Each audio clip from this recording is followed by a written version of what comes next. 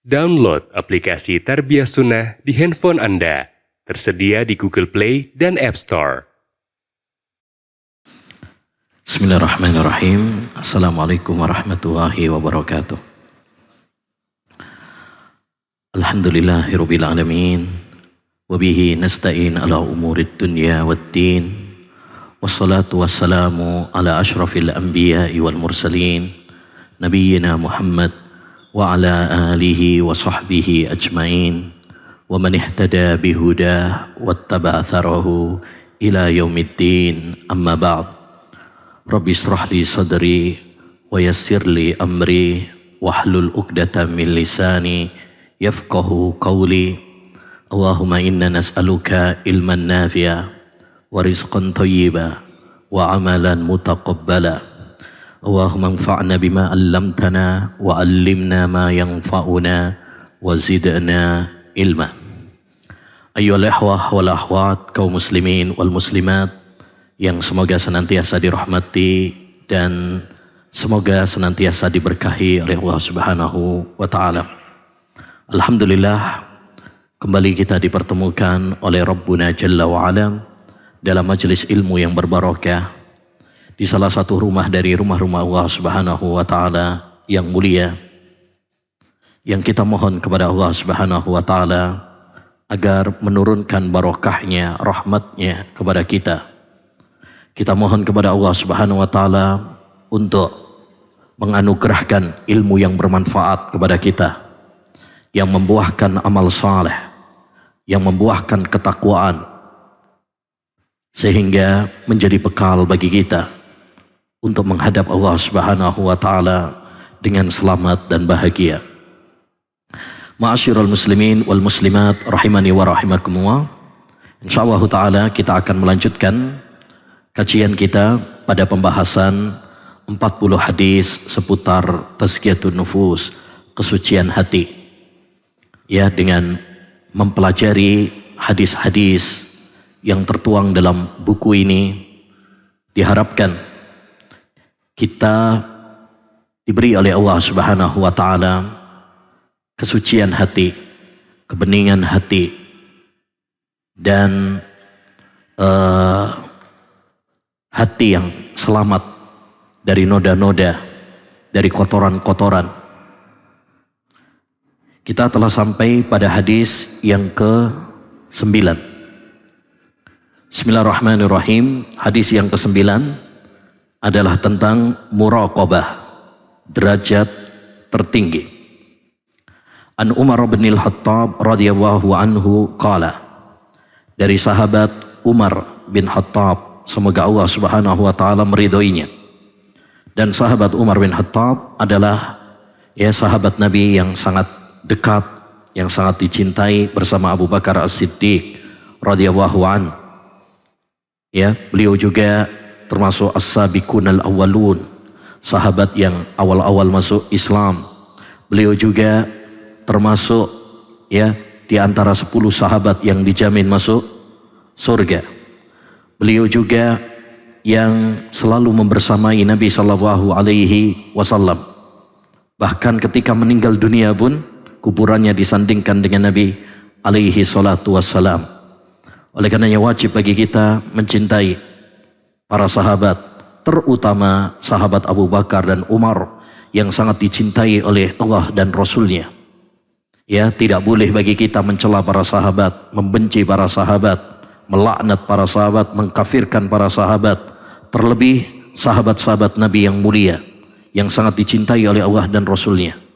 Jangan sampai kita terpengaruh oleh paham-paham Syiah Rafidah yang memusuhi para sahabat Nabi alaihi salatu wassalam. Kata Umar bin Khattab dalam hadis yang panjang. Ini hadis yang dikenal dengan hadis Jibril. Hadis Jibril. Dan hadisnya panjang. Di mana dia Jibril menjelma menjadi manusia yang bertanya kepada Rasulullah SAW dengan pakaian yang putih, rambut yang hitam, tidak ada tanda-tanda safar. Kemudian duduk dekat dengan Nabi SAW, bertanya tentang Islam, bertanya tentang iman, bertanya tentang ihsan, bertanya tentang hari kiamat, bertanya tentang tanda-tanda kiamat. Hadis yang sangat panjang. Hadisnya panjang. Hadis yang sangat agung. Sampai para ulama menjuluki hadis tersebut dengan Ummus Sunnah. Induknya sunnah. Induknya hadis. Kalau surat Al-Fatihah, Ummul Quran, Ummul Kitab. Induknya Al-Quran. Demikian juga induknya hadis adalah hadis Jibril. Taib. Dalam hadis tersebut, di antara pertanyaan yang diajukan oleh malaikat Jibril kepada Nabi Muhammad SAW adalah tentang ihsan. Ya, karena tingkatan agama itu ada 3. Ada Islam, ada iman, dan ada ihsan.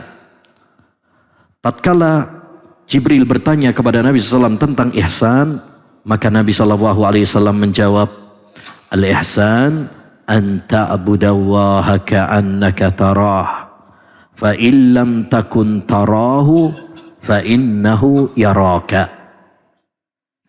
Derajat ihsan adalah engkau beribadah kepada Allah Subhanahu wa taala seakan-akan engkau melihatnya, melihat Allah Subhanahu wa taala. Dan jika engkau tidak melihat Allah jika engkau tidak melihat Allah Subhanahu wa taala, pastikan sesungguhnya Allah Subhanahu wa taala pasti melihatmu. Ya, pasti melihatmu. Hadis ini seperti tadi sudah kita sampaikan, hadis yang sangat agung, bahkan dijuluki oleh para ulama dengan Ummus Sunnah, induknya sunnah. Ya, di mana di dalam hadis ini Jibril bertanya tentang pokok-pokok agama. Salah satunya adalah 3 tingkatan dalam agama. Yang pertama adalah tingkatan Islam. Yang kedua tingkatan iman. Yang ketiga adalah tingkatan ihsan. Tingkatan yang paling tinggi dari 3 tersebut adalah tingkatan ihsan. Tingkatan ihsan. Ini derajat yang paling tinggi. Apa itu derajat ihsan? Nabi SAW menjawab, yaitu kamu beribadah kepada Allah SWT seakan-akan kamu melihatnya. Kalau kamu tidak melihatnya, pastikan Allah SWT melihatmu. Hadis ini dengan makna ihsan merupakan petunjuk dari Nabi SAW tentang pembahasan kita, yaitu tazkiyatun nufus, tentang muraqabah. Makanya ikhwan, hadis Jibril tadi itu mengingatkan kita tentang 3 ilmu penting yang wajib dipelajari oleh setiap muslim dan muslimah. Dulu pernah kita sampaikan bahwa ilmu agama itu penting semuanya. Tapi yang paling prioritas ada 3. Yang pertama, ilmu tauhid, ilmu akidah. Yang kedua, ilmu fikih. Dan yang ketiga, tazkiyatun nufus, akhlak, adab. Ini diwakili dari 3 tingkatan ini. Islam mewakili pembahasan tentang fikih, tentang sholat, tentang puasa, tentang zakat, tentang haji. Itu pembahasan detailnya ada dalam kitab-kitab fikih. Akidah diwakili dengan iman, karena iman itu adalah iman kepada Allah SWT, iman kepada malaikat. Itu pembahasannya ada dalam kitab-kitab akidah. Bahkan akidah itu sejatinya adalah rincian dari akidah itu, kitab-kitab akidah pada dasarnya adalah rincian dari rukun iman. Semua pembahasan akidah pada dasarnya adalah cabang rincian dari rukun iman. Taib. Yang ketiga adalah tazkiyatun nufus, itu diambil dari ini, yaitu ihsan. Di mana seorang, apa ihsan itu? Seorang selalu merasa diawasi oleh Allah Subhanahu wa taala. Ya, dia merasa bahwa Allah Subhanahu wa taala selalu mengawasinya dimanapun, kapanpun, ya. Dan ini yang harus kita tanamkan dalam diri kita, sehingga kita ketika beribadah kepada Allah Subhanahu wa taala, kita berusaha untuk menata niat kita, meluruskan keikhlasan kita hanya semata-mata untuk Allah Subhanahu wa taala Azza wa Jal. Demikian juga kalau kita merasa diawasi oleh Allah Subhanahu wa taala, maka menumbuhkan kekhusyuan, menghadirkan hati. Ya. Pekerja, pegawai, kalau dia diawasi sama atasannya, itu biasanya lebih apa? Lebih semangat, lebih optimal, gitu kan?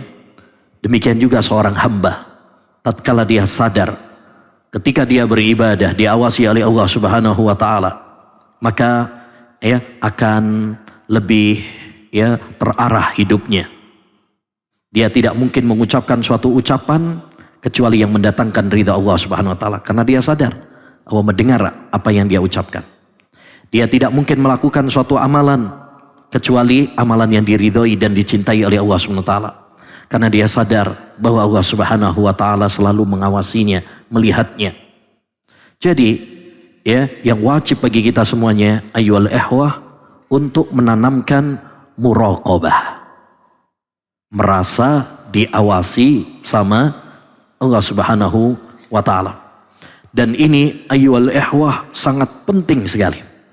Muraqabah ini sangat penting sekali, terutama pada zaman kita sekarang, di mana godaan-godaan untuk menerjang larangan Allah Subhanahu wa taala, untuk terjerumus dalam jerat-jerat setan begitu mudah. Ya, kita tahu sendiri bagaimana peran media sosial. Orang bisa aja di kamarnya sendirian, tapi ya dia bergelut dengan dosa dan maksiat, terutama saat sendirian. Kalau bukan karena muraqabah, merasa diawasi sama Allah Subhanahu wa taala, maka kita akan terjebak dalam perangkap-perangkap setan.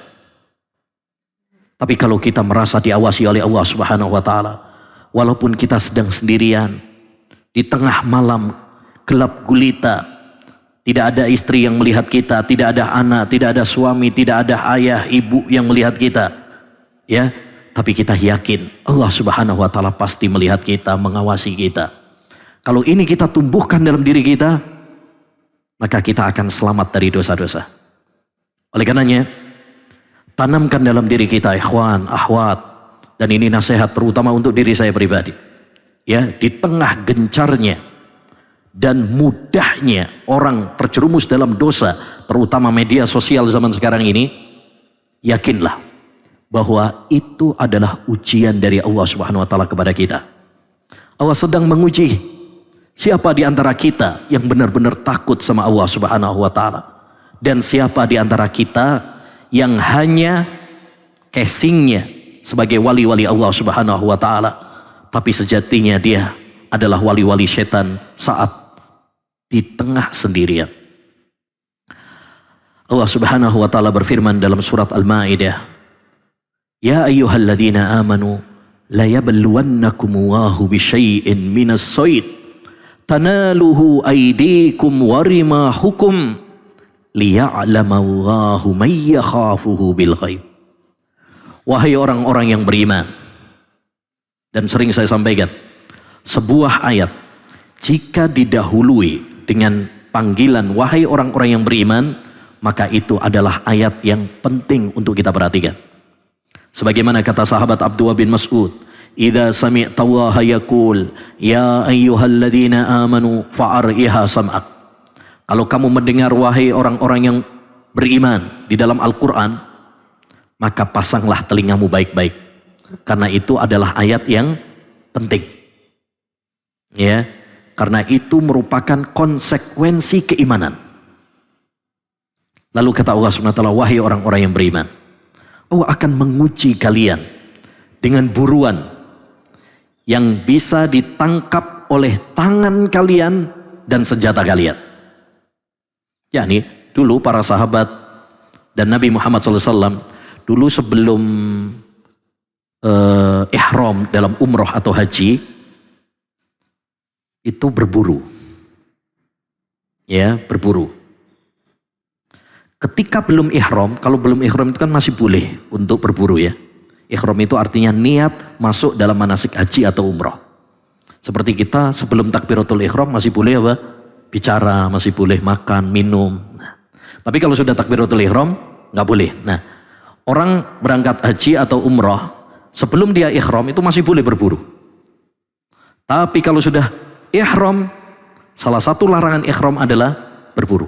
Nah, dulu Nabi dan para sahabat sebelum dia ihram, ketika berburu itu susah cari hewannya. Gak ada yang muncul, Pak. Begitu sudah ihram, dan kalau ihram gak boleh berburu, tuh muncul semuanya, buruan-buruan.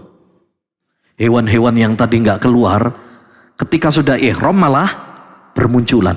Bahkan kata Allah SWT bisa ditangkap dengan tangan kalian. Ini gak pakai susah-susah nih.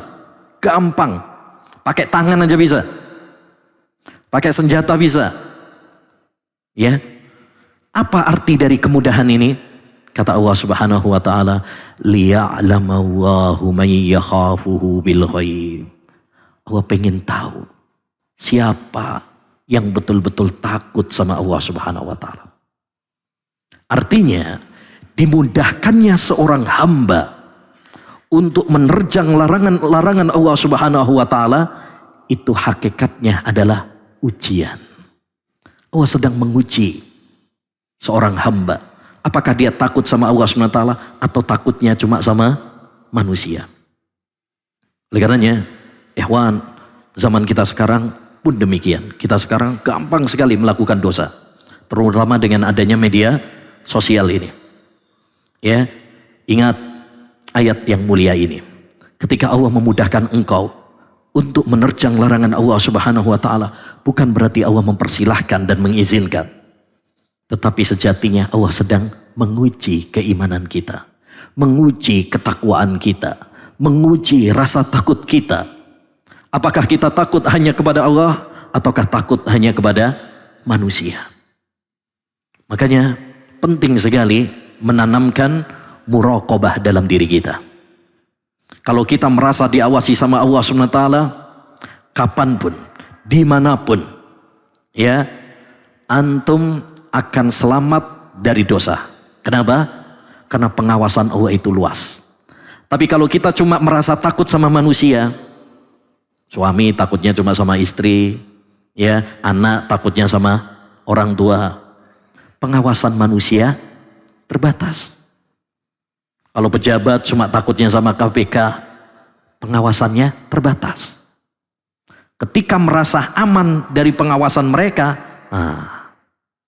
ya, jebol langsung pertahanan imannya. Tapi kalau kita tanamkan dalam diri kita, dimanapun, kapanpun, walaupun semua manusia tidak ada yang melihat, saya yakin Allah melihat. Maka dimanapun, kapanpun, kita akan merasa takut sama Allah SWT. Dan ini ikhwan, ya, rahimani wa rahimakumullah, ya, hal yang paling inti. Hal yang paling inti dari agama ini. Yaitu apa? Merasa takut sama Allah SWT. Merasa diawasi sama Allah Subhanahu Wa Taala. Inilah ilmu yang sesungguhnya. Makanya dahulu para ulama mengatakan, kafa bihasyyatillahi ilma. Cukuplah rasa takut kepada Allah Subhanahu Wa Taala itu sebagai ilmu. Walaupun mungkin dia tidak bergelar, walaupun dia mungkin gak banyak hafalan, walaupun dia mungkin gak pandai baca kitab, tapi kalau dia takut sama Allah Subhanahu Wa Taala, sejatinya dia telah memperoleh ilmu yang bermanfaat. Sebaliknya, walaupun dia mungkin, ya, gelarnya mentereng, walaupun mungkin sekolahnya sampai luar negeri, walaupun dia banyak hafalannya, tapi kalau dia tidak takut kepada Allah Subhanahu Wa Taala, sejatinya ilmunya tidak bermanfaat. Ya, ilmunya tidak bermanfaat. Taib. Terus bagaimana caranya menanamkan dalam diri kita muraqabah ini? Kita semuanya tentu pengen untuk menjadi hamba-hamba yang merasa diawasi oleh Allah Subhanahu wa taala. Tapi bagaimana caranya? Ya, supaya kita ini bisa menjadi hamba-hamba yang ya merasa diawasi oleh Allah Subhanahu wa taala. Setidaknya ada 3 hal penting. Ya, sebagai kiat agar kita menjadi hamba yang muraqabah, merasa diawasi oleh Allah Subhanahu wa taala. Yang pertama adalah merenungi nama-nama Allah Subhanahu wa taala. Kenali Allah Subhanahu wa taala dengan nama-namanya yang indah. Di antara nama Allah Subhanahu wa taala misalkan ya Al-Alim, zat yang maha mengetahui.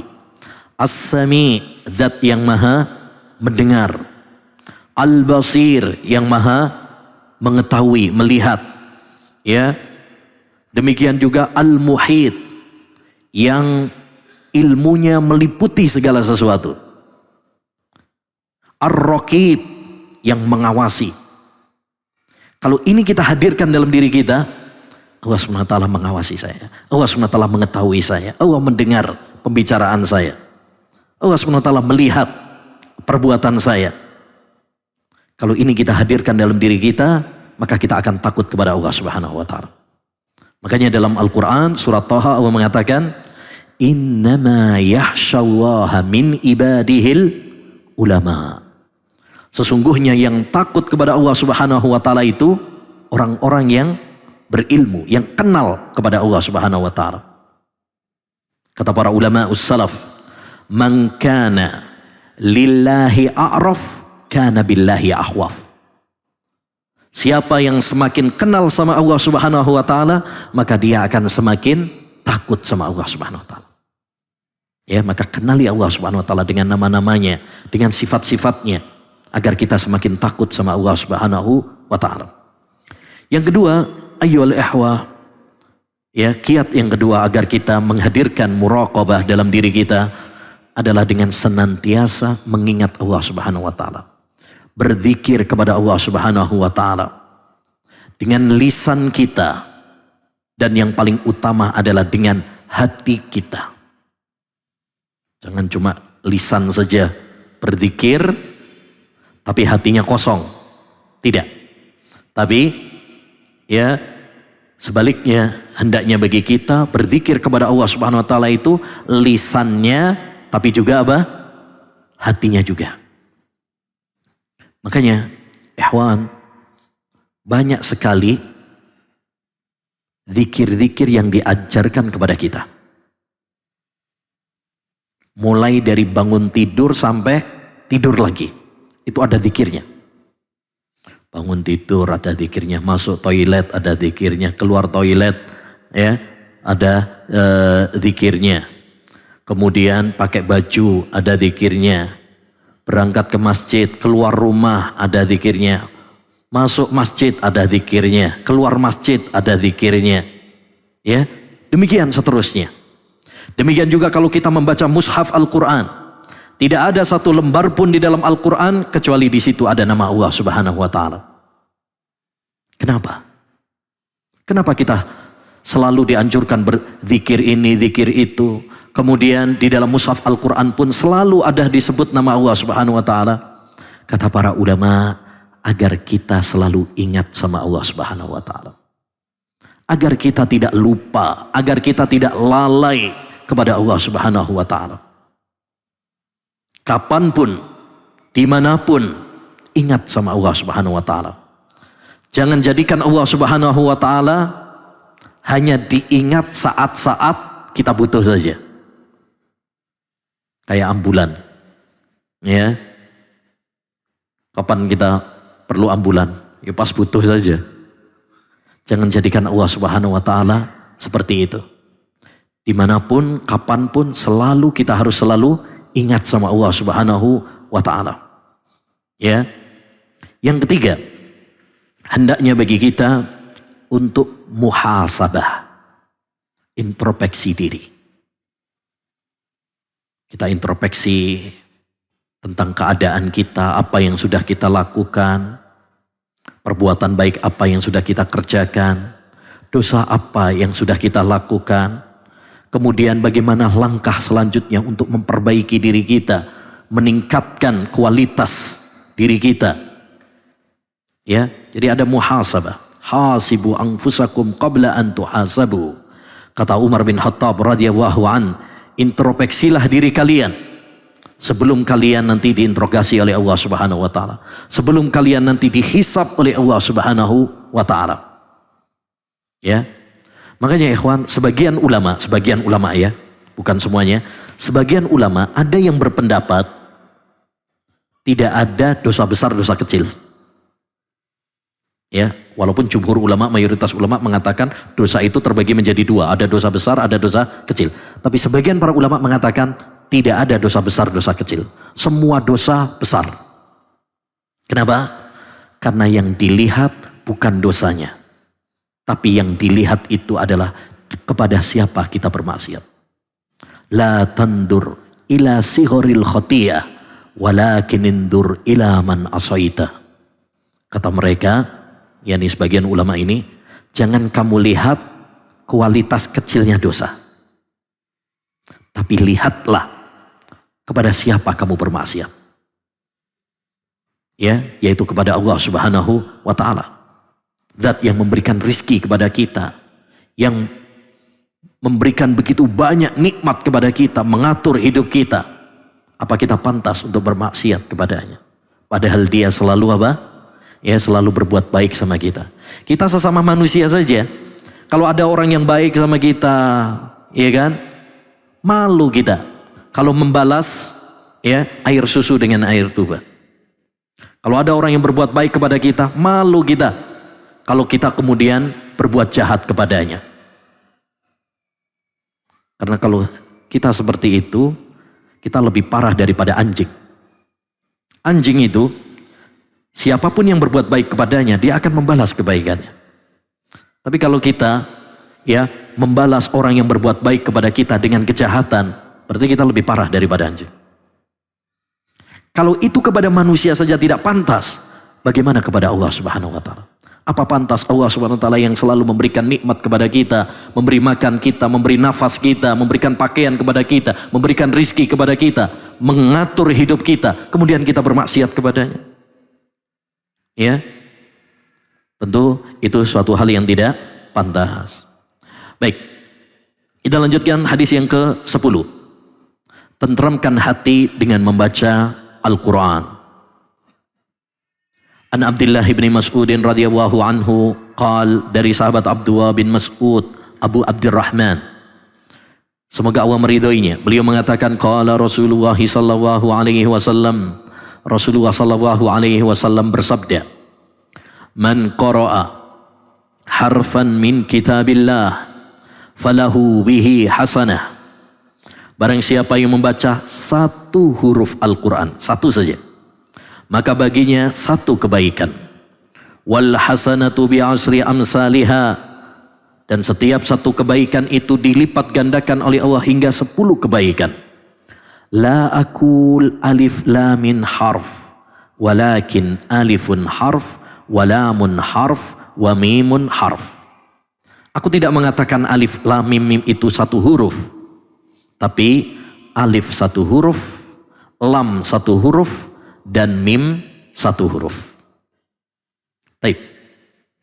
Jadi ayol ehwah, kaitannya dengan pembahasan kita tazkiyatun nufus, kesucian hati, dengan membaca Al-Quran adalah apa?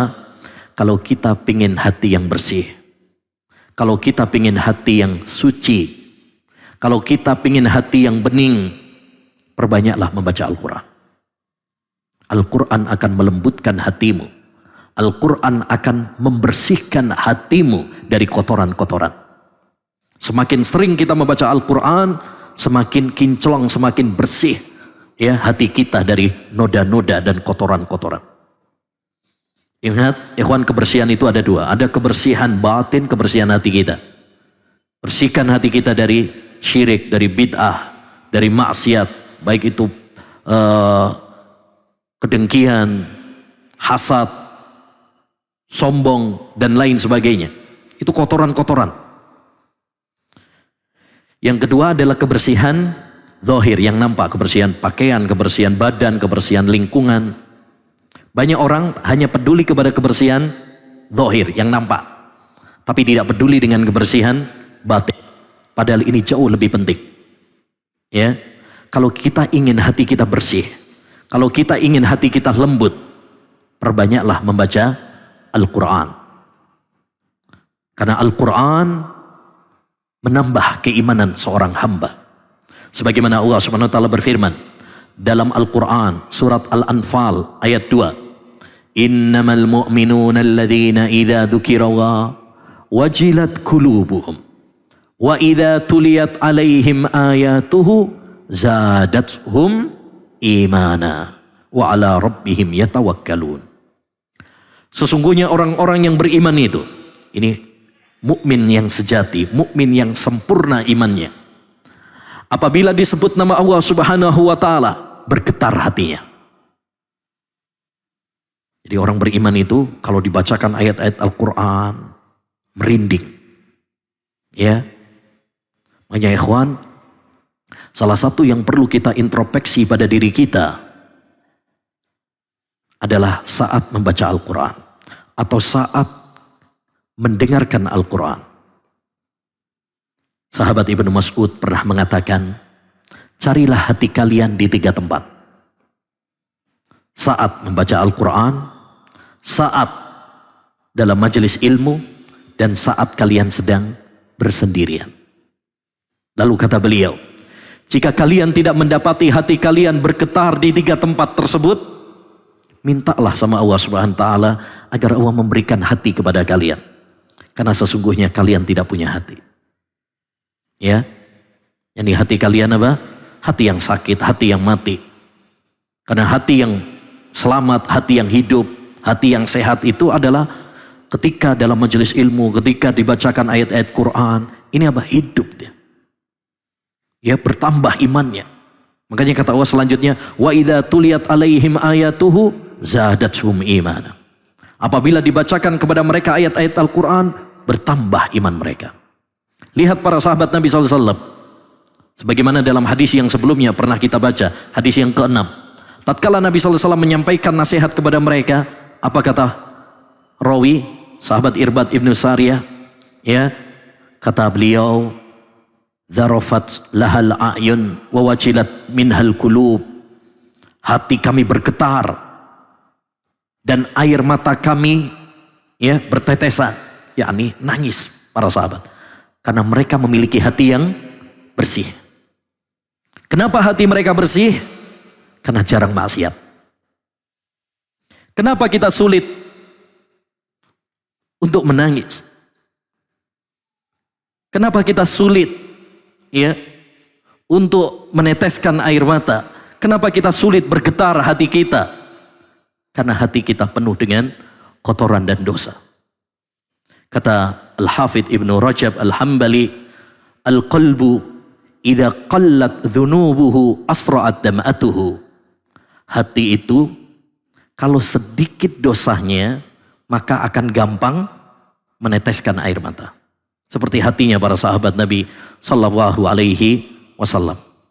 Jadi ayo ikhwah, kalau kita pingin untuk membersihkan hati kita, kalau kita pingin untuk melembutkan hati kita, maka caranya adalah dengan sering-sering membaca Al-Quran. Kata sahabat Utsman bin Affan radhiyallahu an, wallahi law tahurat qulubukum ma syabi'at an kalami rabbikum. Kata sahabat Utsman bin Affan, wallahi, andaikan betul-betul kalian memiliki hati yang bersih, kalian tidak akan pernah merasa kenyang, tidak akan pernah merasa puas untuk membaca Al-Quran. Artinya apa? Kita ini pengen terus membaca Al-Quran kalau hati kita bersih. Gak pernah merasa puas untuk membaca Al-Quran. Tapi kalau kita hatinya kotor, malas baca Al-Quran. Dan ini yang sekarang kita banyak ya. Banyak di antara kita malas membaca Al-Quran. Baru berapa menit udah nguap, ngantuk, berat. Rasa-rasanya kayak mikul beban. Pengen segera tuntas, segera selesai. Tapi kalau buka grup, ya, buka YouTube, Instagram, rasa-rasanya berjam-jam apa? Kuat. Masih kurang aja. Inilah ayyuhal ikhwah yang menunjukkan apa? Bahwa hati kita apa? Keras, dan hati kita perlu untuk kita lembutkan. Salah satunya dengan membaca Al-Quran ini. Karena Al-Quran ini sangat dahsyat pengaruhnya. Sangat dahsyat pengaruhnya. Untuk melembutkan hati yang keras. Wahafid ala darsil Qur'ani fa innahu yulayyinu qalban qasiyan misla jalmadi. Kata Imam Ibnu Abdul Qawi dalam daliyahnya. Kata beliau, sering-seringlah kamu membaca Al-Quran. Karena membaca Al-Quran itu bisa melunakkan, melelehkan hati yang keras seperti batu. Hati yang keras seperti batu bisa meleleh dengan Al-Quran. Bagaimana tidak? Allah Subhanahu wa taala menyebutkan di dalam Al-Quran, "Law anzalna hadzal Qur'ana ala jabal la ra'aitahu khashi'an mutasaddian min khasyatillah." Andaikan kami turunkan Al-Quran ini kepada gunung, kau lihat gunung tersebut akan hancur. Andaikan diturunkan kepada gunung. Kita tahu gunung keras. Kita kalau nabrak gunung, kitanya yang hancur.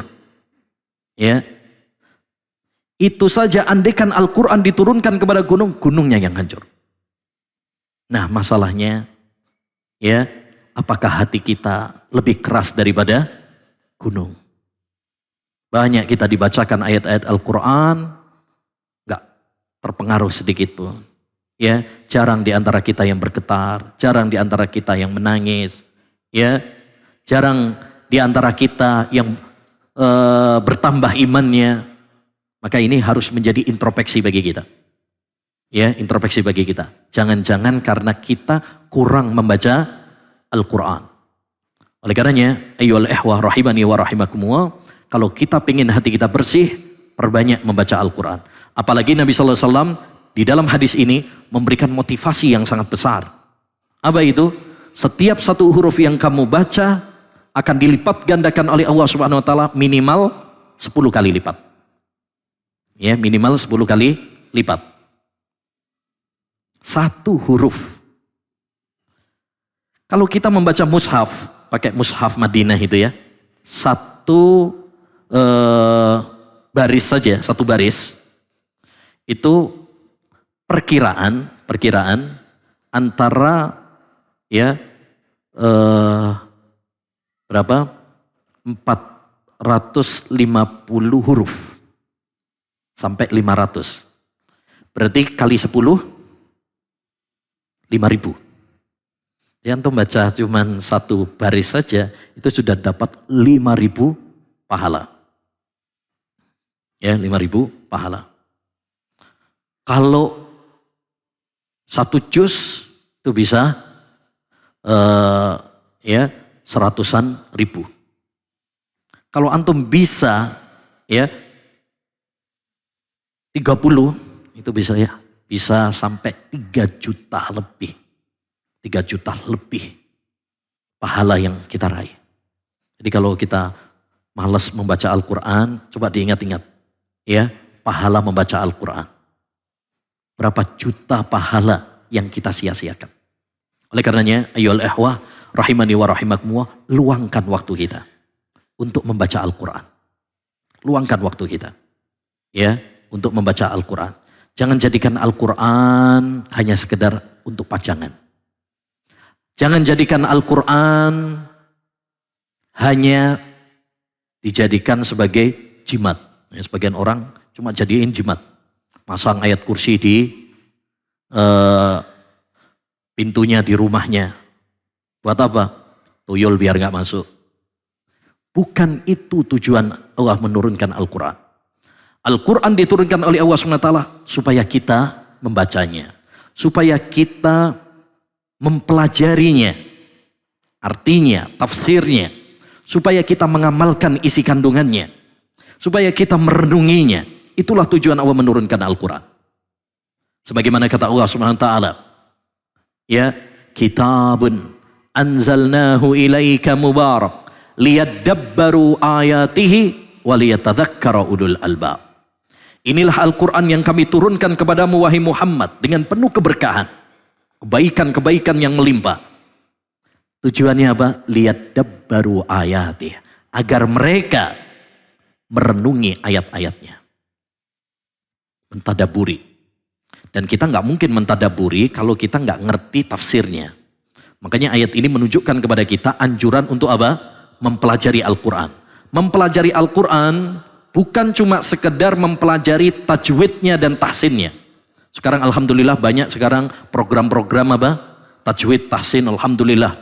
Dan itu patut kita syukuri. Patut kita syukuri. Tapi ingat, belajar Al-Quran bukan cuma sekedar membaca lafadznya. Bukan cuma sekedar tajwid dan tahsinnya. Tapi yang lebih penting daripada itu, mempelajari kandungannya. Mempelajari tafsirnya. Itu yang jauh lebih penting. Jangan sampai cuma sibuk mempelajari tajwid tahsinnya, tapi kita nggak belajar apa? Tafsirnya malahan. Artinya apa nggak kita belajari. Itu berarti hanya belajar sarananya, tapi tidak belajar kepada intinya. Intinya Al-Quran itu pada apa? Bagaimana kita mengkaji tentang makna, tafsir, kandungannya, kemudian kita amalkan dalam kehidupan kita. Itu yang paling inti. Makanya Nabi SAW mengatakan, khairukum man ta'allama al-Qur'ana wa 'allamah. Sebaik-baik kalian adalah yang mempelajari Al-Quran dan yang mengajarkannya. Mengajarkannya, mempelajarinya, bukan cuma sekedar tadi. Sebagian orang itu mengira belajar Al-Quran itu cuma sekedar tajwid tahsin saja. Atau yang penting saya bisa baca Al-Quran. Setelah bisa, ya udah. Ya, bukan. Bukan seperti itu. Makanya dahulu para sahabat, mereka mempelajari Al-Quran itu cuman 10 ayat. Kemudian dipelajari tafsirnya, lalu diamalkan. Bahkan kata Abu Abdurrahman As-Sulami, ini seorang tabi'in yang mulia, beliau itu sampai 40 tahun ngajar Al-Quran saja di Masjid Nabawi.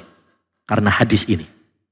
Beliau ingin untuk mendapatkan kemuliaan hadis ini. Yaitu sebaik-baik kalian adalah yang mempelajari Al-Quran dan yang mengajarkannya. Itulah kenapa beliau 40 tahun lamanya mengajarkan Al-Quran. Apakah berarti mengajarkan ngaji saja? Yaitu lafadznya saja? Tidak. Maksudnya adalah mengajarkan apa? Ya, tafsirnya. Ya, mengajarkan tafsirnya. Intinya, ayyuhal ikhwah rahimani wa rahimakumullah. Tentu kita semuanya tahu keutamaan-keutamaan membaca Al-Quran. Tapi yang paling penting adalah prakteknya. Ya, kurangi gadget kita. Ya, kurangi HP kita. Ya, luangkan waktu kita untuk membaca Al-Quran. Lebih bagus lagi kalau pas sepertiga malam. Ya, atau ba'dah subuh. Ba'dah subuh. Luangkan waktu untuk membaca Al-Quran. Karena saat-saat hening, saat-saat sendirian, itu lebih apa? Menenteramkan hati, lebih khusyuk, ya, dan lebih menghadirkan hati. Nah, kemudian berikutnya hadis yang ke-11. Ya, bertaubatlah, dosamu banyak.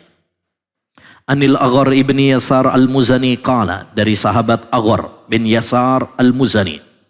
Qala, beliau mengatakan, qala Rasulullah sallallahu alaihi wasallam, Rasulullah sallallahu bersabda, ya ayyuhan nas, wahai sekalian manusia, tubu ilallah, taubatlah kalian kepada Allah Subhanahu wa taala. Fa inni atubu fil yaumi ilaihi mi'ata marra. Karena saya bertaubat kepada Allah Subhanahu wa taala sehari 100 kali. Allahu akbar. Ini Nabi Muhammad sallallahu alaihi wasallam. Beliau bertobat kepada Allah Subhanahu wa taala sehari sampai 100 kali. Padahal Nabi Muhammad sallallahu alaihi wasallam itu dosanya sedikit. Itu pun sudah diampuni oleh Allah Subhanahu wa taala. Tapi beliau bertobat kepada Allah Subhanahu wa taala sehari 100 kali. Nah, kita ini udah banyak dosanya, sering menerjang larangan Allah Subhanahu wa taala, sering melalaikan perintah-perintah Allah Subhanahu wa taala, tapi jarang bertobat, jarang istighfar. Kita sering merasa bahwa kita adalah calon-calon penduduk surga. Naudzubillah min dzalik. Ini bedanya kita dengan dahulu para ulama-ulama salaf. Para ulama salaf itu mereka adalah orang-orang yang bersemangat dalam ibadah. Tapi mereka menilai diri mereka bahwa mereka adalah pendosa. Mereka banyak kekurangannya. Sedangkan kita sekarang sedikit amal, banyak dosa. Tapi kita berangan-angan sebagai calon penduduk surga. Padahal Adam alaihi salam diusir oleh Allah Subhanahu wa taala dari surga hanya karena satu dosa. Hanya karena satu dosa. Oleh karenanya hendaknya bagi kita ayyuhal ikhwah untuk banyak bertaubat kepada Allah Subhanahu wa taala. Apa itu taubat? Taubat adalah meninggalkan dosa-dosa yang kita lakukan.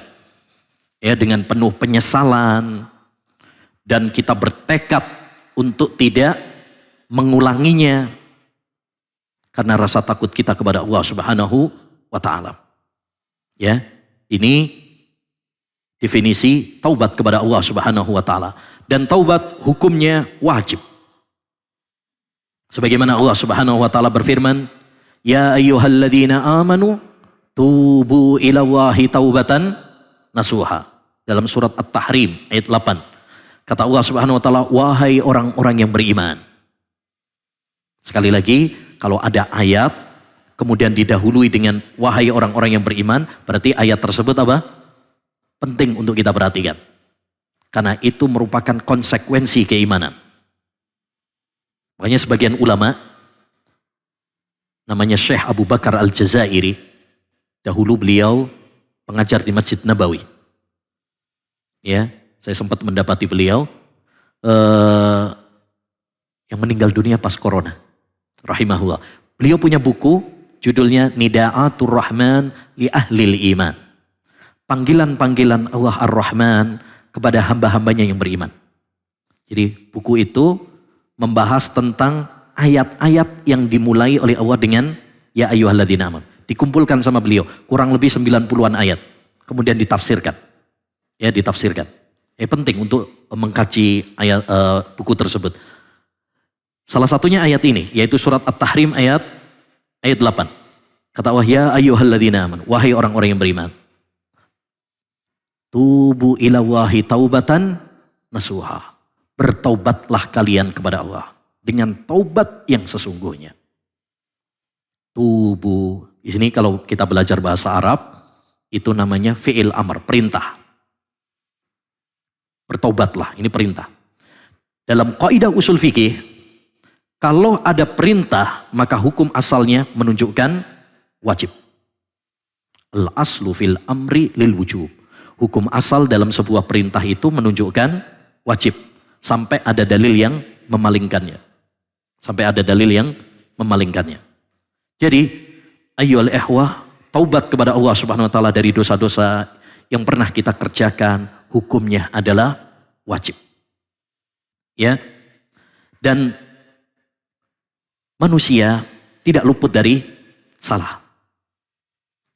Kullu bani Adama khata'. Setiap anak Adam pasti banyak salahnya. Khata' dalam bahasa Arab itu namanya sigha mubalaghah, yang menunjukkan banyak. Banyak salahnya. Bukan pernah salah, beda. Kalau pernah salah itu berarti apa? Sekali, dua kali. Tapi kalau khata' itu sering, banyak. Jadi kita harus mengakui bahwa kita ini adalah makhluk yang banyak berlumuran dengan dosa. Kita tidak boleh sombong. Kita harus mengakui itu. Siang malam kita berdosa kepada Allah Subhanahu wa taala. Sering kita menerjang larangan-larangan Allah Subhanahu wa taala. Sering kita melalaikan perintah-perintah Allah Subhanahu wa taala. Dan taubat itu ayyuhal ikhwah, ini perlu dipahami, bukan hanya dari dosa-dosa besar saja. Tidak. Taubat itu mencakup kita melakukan dosa besar, melakukan dosa kecil, meninggalkan kewajiban, meninggalkan perkara-perkara sunnah, itu juga perlu kita bertobat darinya. Jadi kita harus mengakui bahwa kita ini banyak salahnya. Makanya dalam hadis qudsi Allah Subhanahu wa taala berfirman, "Ya ibadi, innakum tuhti'una bil-laili wan-nahar wa ana aghfirudz dzunuba jami'a." Wahai para hambaku, kalian ini banyak salahnya kepada aku. Siang dan malam kalian berdosa kepada aku, tapi saya mengampuni dosa-dosa kalian. Allahu Akbar. Jadi kita harus mengakui ayyuhal ikhwah bahwa kita ini adalah makhluk yang banyak dosanya. Ya. Dan manusia ditakdirkan oleh Allah Subhanahu wa taala terjatuh dalam dosa. Terjatuh dalam dosa untuk suatu hikmah. Kenapa sih kadang kita itu terjatuh dalam dosa? Padahal kita sudah berusaha untuk menghindar darinya, menjauhinya, tapi kita terjatuh. Allah Subhanahu wa taala mentakdirkan sebagian hamba terjatuh dalam dosa karena ada hikmah. Apa hikmahnya? Supaya hamba itu tidak sombong. Supaya hamba itu tidak ujub. Supaya hamba terus merasa bahwa dirinya hina di sisi Allah Subhanahu wa taala. Merasa butuh ampunan Allah Subhanahu wa taala. Justru orang yang pernah terjatuh dalam dosa, kemudian dia bertobat kepada Allah Subhanahu wa taala, jauh lebih baik daripada orang yang merasa bahwa dia tidak bersalah. Ujub terkadang mematikan dan membinasakan orang. Berbeda dengan orang yang pernah terjatuh dalam dosa, dia akan banyak istighfar, banyak taubat kepada Allah Subhanahu wa taala. Makanya ada seorang ulama namanya Sa'id bin Jubair, murid senior Ibnu Abbas radhiyallahu an, seorang tabi'in yang mulia yang meninggal dibunuh oleh Hajjaj bin Yusuf As-Saqafi, seorang gubernur yang zalim saat itu. Ya. Beliau pernah ditanya, "Man a'badun nas?" Siapakah orang yang ahli ibadah itu? Kata Sa'id bin Jubair, ya, rajulun waqa'a fi khati'atin kullama tadzakkara dhanbahu, ya, adzalla nafsahu lillahi jalla wa'ala. Orang yang paling ahli ibadah itu adalah orang yang pernah jatuh dalam dosa. Setiap kali dia teringat dengan dosanya, dia merendahkan dirinya di hadapan Allah, menghinakan dirinya di hadapan Allah SWT. Ya, jadi orang kalau pernah jatuh dalam dosa, dia teringat dengan dosa tersebut, dia merasa dirinya apa? Hina di sisi Allah SWT. Aduh, saya pernah apa? Salah, saya pernah dosa. Berbeda dengan orang yang nggak pernah apa? Merasa ujub dengan amalnya. Ini malah lebih berbahaya orang seperti itu. Karena dia akan binasa dengan ujubnya. Jadi Allah mentakdirkan sebagian hamba itu jatuh dalam dosa karena ada apa? Hikmah-hikmah di baliknya. Salah satu hikmah yang sangat besar adalah apa? Supaya seorang itu terus merendah di hadapan Allah. Tidak sombong, tidak ujub di hadapan Allah Subhanahu wa taala. Dan taubat kepada Allah Subhanahu wa taala, ya, harus memenuhi beberapa syarat supaya disebut taubatan nasuha. Ya. Yang pertama adalah menyesal. Jadi kita kalau bertaubat kepada Allah Subhanahu wa taala berarti harus apa? Menyesali perbuatan kita. Jangan sampai melakukan dosa nggak ada penyesalan sedikit pun. Cengengesan, nggak ada, ya, kesedihan, nggak ada penyesalan. Ya, seakan-akan dia tidak pernah melakukan kesalahan. Makanya dalam sebuah hadis, an-nadmu taubah. Penyesalan itu adalah taubat. Yang kedua adalah berazam. Berazam itu artinya bertekad bulat untuk tidak mengulangi perbuatan tersebut. Ya, perhatikan syaratnya ya. Berazam, bertekad bulat untuk tidak mengulangi. Bukan syaratnya nggak boleh mengulangi. Beda. Karena kadang ada orang itu sudah berazam kuat, tapi tergoda lagi. Ya, tergoda lagi.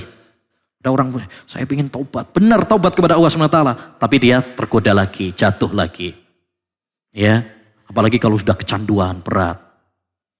Makanya istiqomah itu apa? Berat. Ya, makanya Allah mengatakan, "Summastaqimu ilaihi wastaghfiruh." Istiqomahlah kamu kepada Allah SWT dan istighfarlah. Kenapa diiringkan antara istiqomah dengan istighfar? Karena istiqomah itu berat. Betapa banyak orang ingin bertobat, ingin istiqomah, tapi jatuh lagi. Ya, makanya harus banyak apa? Istighfar kepada Allah Subhanahu wa Ta'ala. Yang ketiga, syarat yang ketiga adalah mengiringinya dengan amal soleh.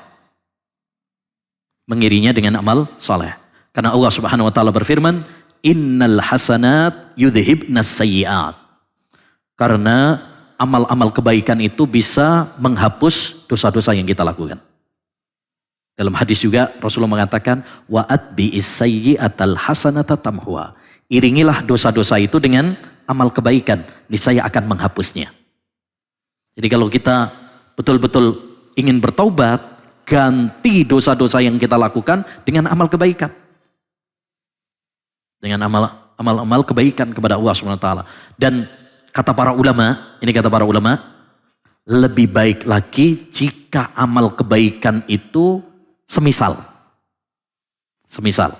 Misalkan, dahulu dia suka ngambil harta orang, mencuri, merampok, menipu.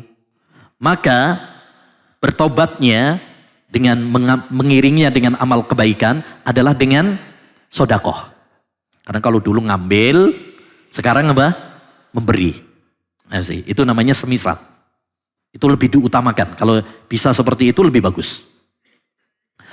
Yang keempat, syarat taubat yang keempat, ini kalau berkaitan dengan hak manusia. Berkaitan dengan hak manusia. 3 syarat tadi itu kalau berkaitan dengan hak Allah Subhanahu wa Ta'ala. Tapi ada syarat keempat, itu kalau berkaitan dengan hak manusia. Mungkin dia pernah ghibah, mungkin dia pernah nempeleng orang, mungkin dia pernah mencuri barang orang. Maka di sini tidak cukup 3 syarat tadi. Harus ada yang keempat, yaitu apa? Minta untuk dihalalkan, minta untuk dimaafkan. Jadi dia harus minta maaf. Ya, kalau itu barang pernah dia ambil, dia harus kembalikan. Karena berkaitan dengan hak manusia. Karena hak manusia itu lebih berat urusannya. Makanya kita ikhwan, saya ingatkan hati-hati dari perbuatan zalim kepada manusia. Karena urusan dengan manusia itu lebih berat daripada urusan dengan Allah SWT. Kenapa? Karena kalau Allah SWT, Allah telah menyatakan dirinya bahwa dia pengampun, maha penyayang.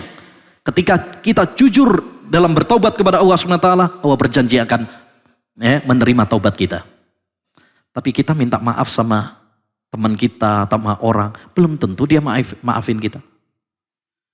Ya, belum tentu dia maafkan kita. Makanya para ulama mengatakan hukuku mabniyatun alal musamah wa hukukul makhluk mabniyatun alal musyaha. Hak-hak Allah itu dibangun di atas toleransi karena Allah Maha Pengampun. Tapi hak yang berkaitan dengan makhluk dibangun di atas persengketaan. Karena hukum asalnya manusia itu sulit untuk memaafkan. Kenapa? Sifat manusia adalah wa kanal insanu dzaluman jahula. Manusia itu zalim dan jahil. Itu tabiat asli manusia. Sehingga sulit untuk memaafkan. Makanya dosa, ini perlu diingat baik-baik. Salah satu ucapan Al-Imam Al-Munawi rahimahullah dalam Faidul Qadir, Syarah Jami'us Shaghir. Beliau mengatakan kebanyakan orang-orang soleh masuk neraka gara-gara kezaliman kepada manusia. Ini yang paling banyak menyebabkan orang-orang soleh masuk neraka. Mungkin dia rajin sholat, rajin puasa, rajin sedekah. Tapi ya kalau dia zalim kepada manusia, ini yang paling menyebabkan banyak orang soleh itu masuk neraka. Ya, maka hati-hati, jangan sampai kita menjadi orang-orang yang bangkrut, muflis. Siapa itu orang yang bangkrut?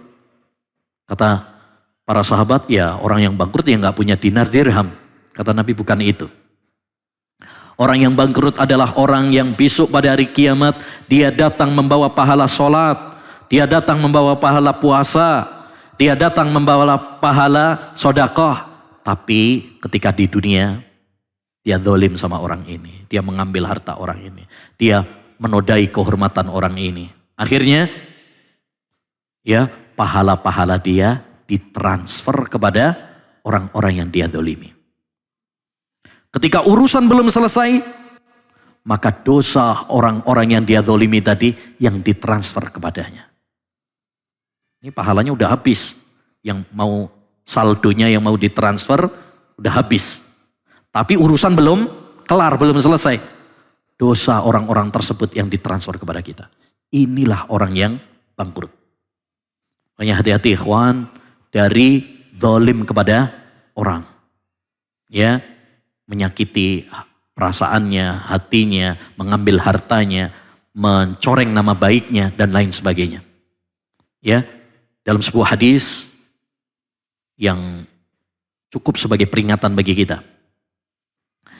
Disebutkan dalam hadis Bukhari dari sahabat Abu Hurairah bahwasanya Rasulullah SAW pernah ditanya, "Wahai Rasul, ada seorang wanita, dia rajin sholat. Bukan sholat yang wajib saja, sholat sunnah pun dia rajin. Dia juga rajin puasa, bukan hanya puasa Ramadan saja. Puasa sunnah pun dia lakukan. Dia juga rajin sodakoh, wahai Rasul. Tapi, nah ada tapinya. Tapi dia suka menyakiti apa? Tetangganya. Kalau ngomong nyelekit, kalau ngomong pedes. Ini kan berarti apa? Dosa sesama manusia. Apa kata Nabi alaihi salatu wassalam? La khaira fiha hiya finnar. Gak ada baiknya wanita tersebut, dia di neraka. Walaupun dia apa? Rajin sholat, rajin puasa, rajin sedekah. Dan ini penting bagi kita ikhwan. Kita mungkin yang sudah kenal sunnah ini, sudah ikut kajian. Mungkin sholat Masya Allah, Alhamdulillah. Ya puasa Ramadan, Alhamdulillah. Ya, itu kalau ada yang sudah kenal sunnah kok nggak sholat ya, nah, ini kebangetan ini berarti. Ya, insya Allah kalau masalah-masalah yang wajib itu kita yang sudah kenal sunnah, insya Allah yang banyak memakmurkan masjid, mengisi masjid itu ini, ikhwan-ikhwan kita. Tapi yang menjadi masalah inti adalah hubungan kita dengan sesama manusia. Ya, omongan kita, perbuatan kita, ini yang perlu kita jaga. Ini yang perlu kita jaga, ini yang perlu kita perbaiki, ya. Dan inilah gunanya kita hadir dalam majelis ilmu. Tujuan utama kita hadir dalam majelis ilmu adalah untuk memperbaiki diri kita, agar kita semakin lebih baik. Baik, hadis berikutnya, hadis yang ke-12, istighfar penjernih hati. Ya, istighfar penjernih hati. An Abi Hurairah radhiyallahu anna Rasulullah sallallahu alaihi wasallam qaal, dari sahabat Abu Hurairah, semoga Allah Subhanahu wa taala meridainya. Abu Hurairah Abdurrahman bin Sahar. Beliau adalah seorang sahabat yang paling banyak meriwayatkan hadis. Ada sekitar 5.374 hadis yang diriwayatkan oleh sahabat Abu Hurairah. Makanya kalau ada yang macam-macam sama Abu Hurairah, menghina Abu Hurairah seperti orang-orang Syiah, ketahuilah bahwa dia sedang menghancurkan Islam. Karena kalau Abu Hurairah sudah dicela, dilaknat, dikafirkan, berarti 5.000 hadis lebih dimentahkan. Dan itulah tujuan mereka menghina Abu Hurairah, menghina Aisyah. Karena Ibunda Aisyah juga termasuk yang banyak meriwayatkan hadis. Dulu pernah kita sampaikan ada 7 sahabat. Wallah di majelis ini atau di majelis yang lain Anda lupa. Ada 7 sahabat yang paling banyak meriwayatkan hadis. Ya, 1 Abu Hurairah. Yang kedua Abdullah bin Umar. Yang ketiga Abdullah bin Abbas. Yang keempat Aisyah radhiyallahu anha. Yang kelima sahabat Jabir bin Abdullah. Kemudian yang keenam sahabat Anas bin Malik. Kemudian yang ketujuh sahabat Abu Sa'id Al-Khudri. Abu Sa'id Al-Khudri. Jadi kalau ada orang yang mencela di antara 7 sahabat ini, berarti dia hakikatnya ingin menghancurkan hadis-hadis Nabi Sallallahu Alaihi Wasallam.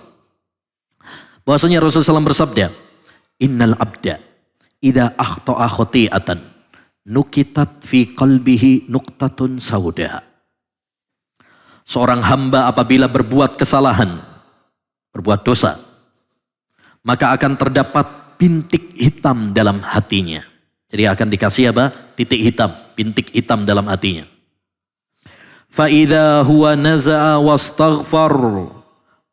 Apabila dia memohon ampun, istighfar kepada Allah Subhanahu wa taala, ya, bertaubat kepada Allah Subhanahu wa taala, sukila qalbuhu. Maka hatinya akan jernih. Titik hitamnya akan hilang. Wa in ada zida fiha hatta ta'luwa qalbuh.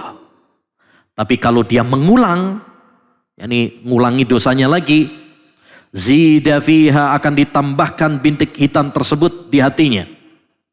Hatta ta'luwa qalbahu, sampai memenuhi hatinya, penuh dengan titik hitam tadi, bintik hitam tadi. Wa huwa ar-ran alladzi dzakarallah.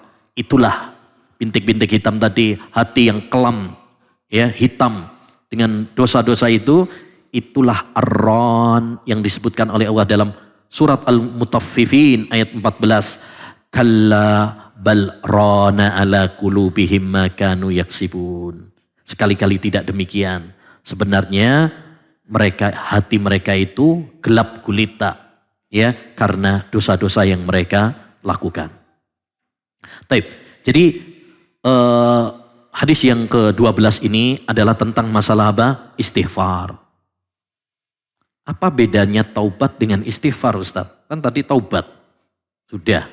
Kok sekarang dibahas apa? Istighfar. Mirip-mirip aja. Ya. Memang ada sebagian para ulama mengatakan taubat dan istighfar itu apa? Sama. Ya, taubat bermakna istighfar, istighfar juga bermakna taubat. Seperti Islam dan iman. Ya. Kalau disebut kata Islam, ya mencakup iman. Kalau disebut iman, mencakup Islam. Demikian juga taubat dan istighfar. Tetapi, ya, sebagian para ulama mengatakan ada perbedaan antara taubat dan istighfar. Ya, ada perbedaan antara taubat dan istighfar. Di antara perbedaannya, ya, kalau istighfar itu tidak mesti habis melakukan dosa.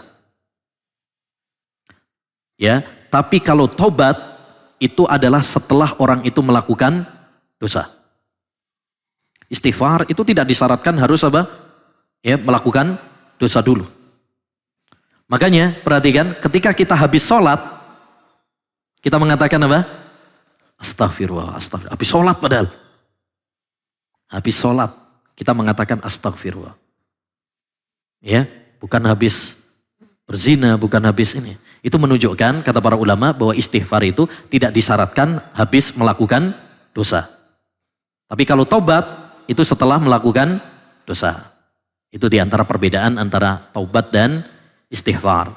Ya, dan ada lagi perbedaan-perbedaan yang lain yang disebutkan oleh para ulama rahimahumullah ta'ala. Dan istighfar, ya, ketika kita mengucapkan astagfirullah, aku memohon ampunan kepada Allah SWT, berarti kita minta kepada Allah 2 hal.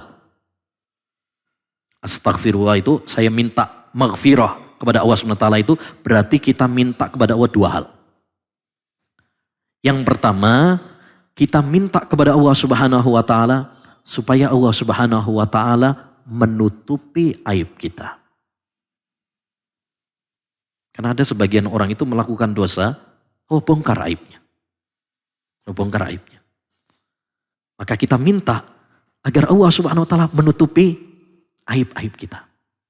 Wallahi ya ikhwan, kita ini banyak melakukan dosa. Tapi Allah Subhanahu wa taala menutupi dosa-dosa kita.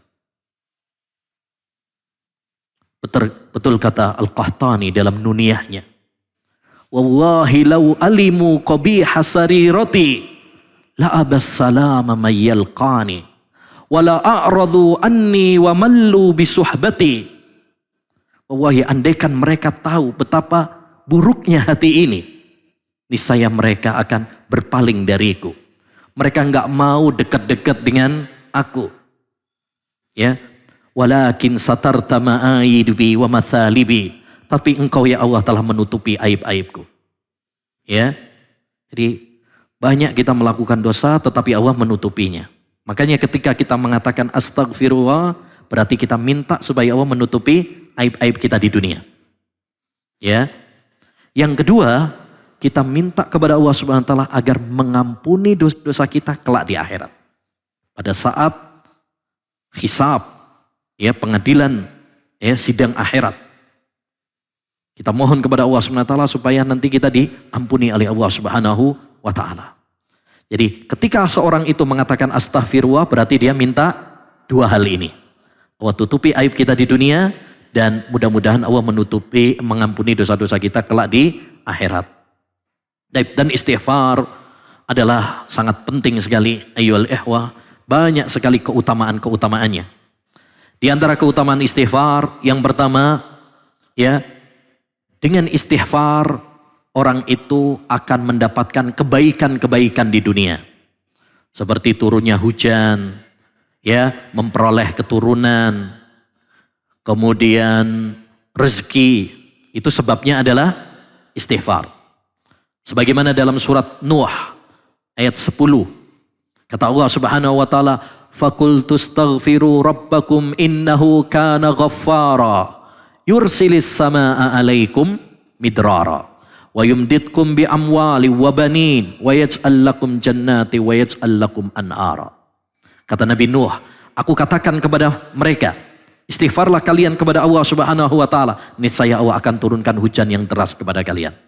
Nah, sekarang kemarau panjang ya. Ya, kemarau panjang. Belum hujan-hujan.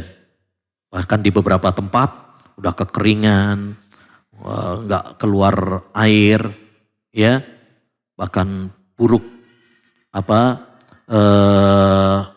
polusi udara dan lain sebagainya. Itu kalau turun hujan selesai sudah.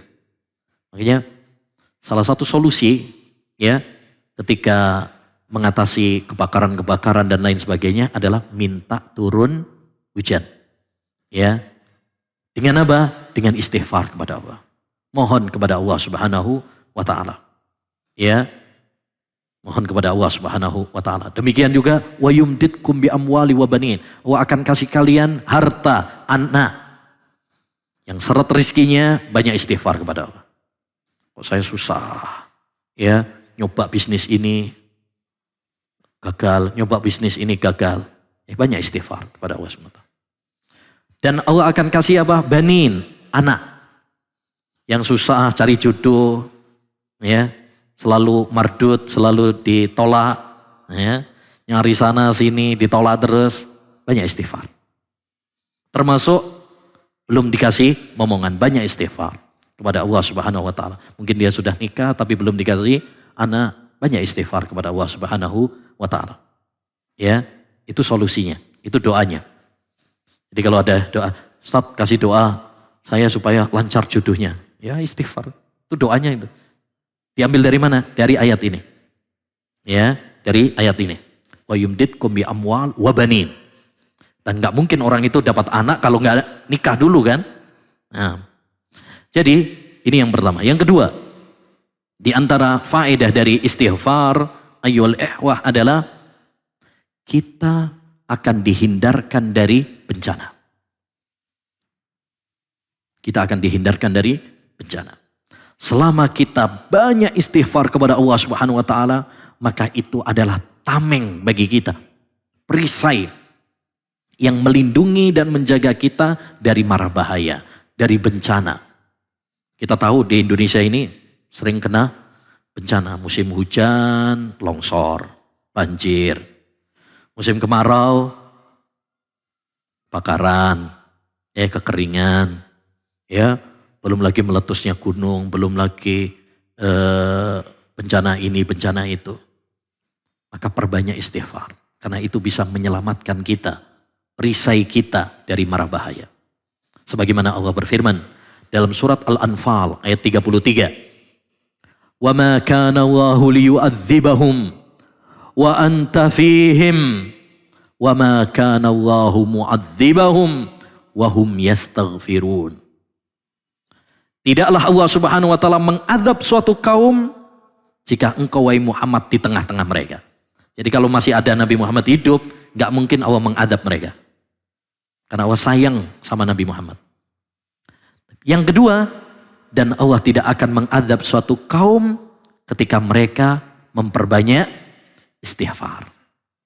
Kata sahabat Abu Musa al-Ash'ari, dulu di zaman Nabi kami punya 2 perisai dari bencana. Sekarang perisai itu tinggal 1. Apa maksudnya?